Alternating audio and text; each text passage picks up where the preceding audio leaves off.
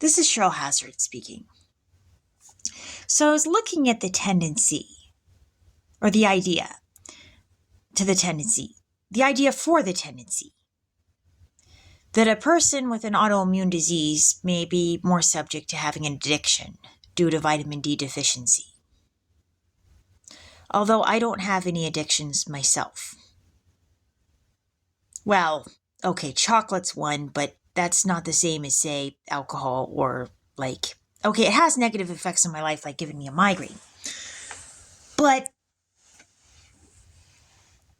it doesn't have the same effects like totally impairing judgment like alcohol or drugs, and it's not as hard on the heart as like that per se.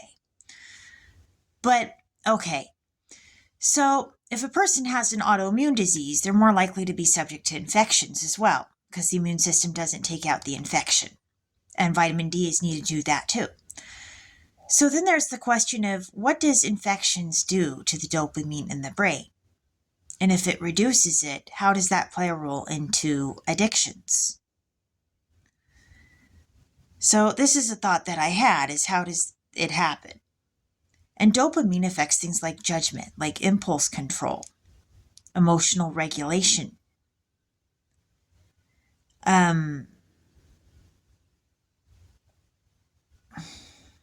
ability to plan, the ability to think long term, the ability to organize. So that's a thought that I had. This is Cheryl Hazard speaking.